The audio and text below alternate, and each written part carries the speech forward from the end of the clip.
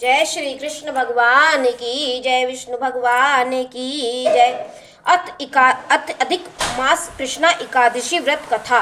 परमा एकादशी। राजा युधिष्ठिर ने पूछा, हे जनार्दन, मल मास के कृष्ण पक्ष की एकादशी का क्या नाम है?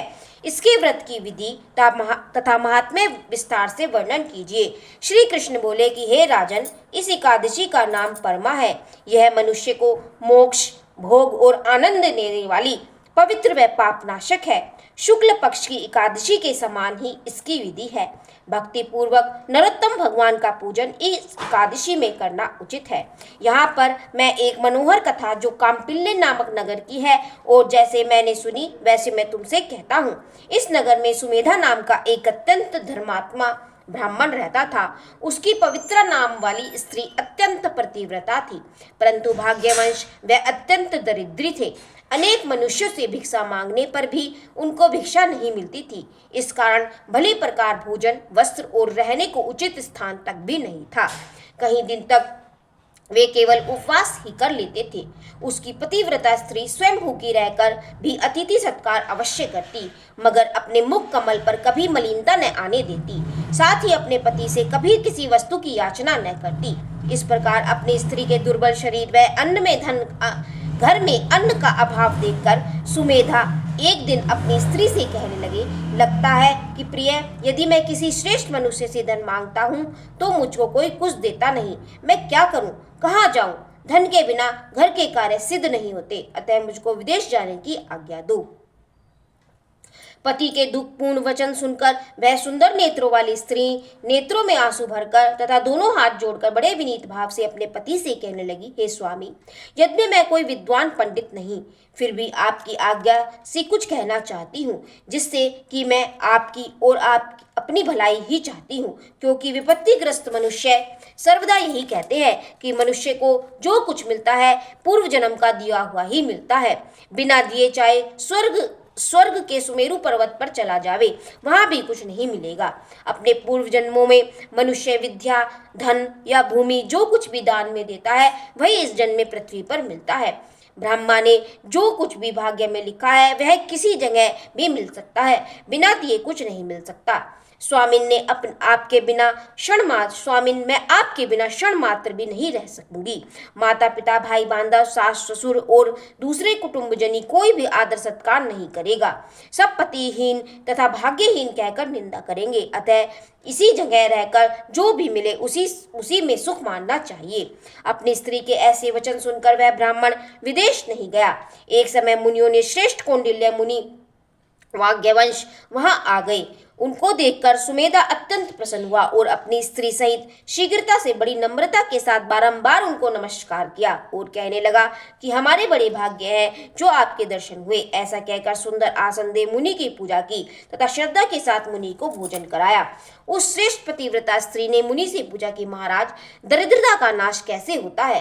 बिना दान किए हुए भी धन, विद्या, स्त्री और दूसरे पदार्थ कैसे प्राप्त हो सकते हैं? मेरे पति मुझे छोड़कर धन की आशा में विदेश जा रहे हैं। मैंने उनको रोका है। मेरे भाग्यवश आप यहाँ आए हैं। अतः हे महामुने, कृपा करके कोई ऐसा उपाय, व्रत, तीर्थ या तप बतलाइए जिससे हमारा यह दुख दरिद्र दूर हो सके। उस सुशीला के ऐसे वचन सुन अपने मन में सब पापों, दरिद्र तथा दुख का नाश करने वाले उत्तम व्रत का विचार कर मुनि कहने लगे कि हे सुशीले, मल मास के कृष्ण पक्ष की भगवान को अति प्रिय भक्ति देने वाली परमा नाम की जो एकादशी है, तुम उसका श्रद्धा पूर्वक व्रत करो। उसके करने से मनुष्य धन धान्य से संपन्न हो जाते हैं।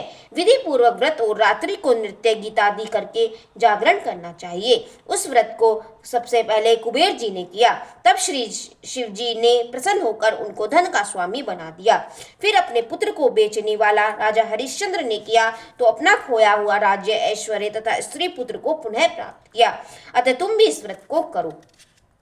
हे पांडव, इतना कहकर अति प्रसन्नता के साथ कौंडिल्य ऋषि ने व्रत की सब विधि उनको समझाई और फिर उनसे पंचरात्रि का शुभ कारक व्रत का वर्णन किया, जिसके अनुष्ठान मात्र से भोग और मोक्ष दोनों प्राप्त होते हैं। उन्होंने कहा कि परमा एकादशी के दिन प्रातः काल नित्य क्रम से निवृत्त हो यथाशक्ति पंचरात्रि व्रत करने का नियम करें।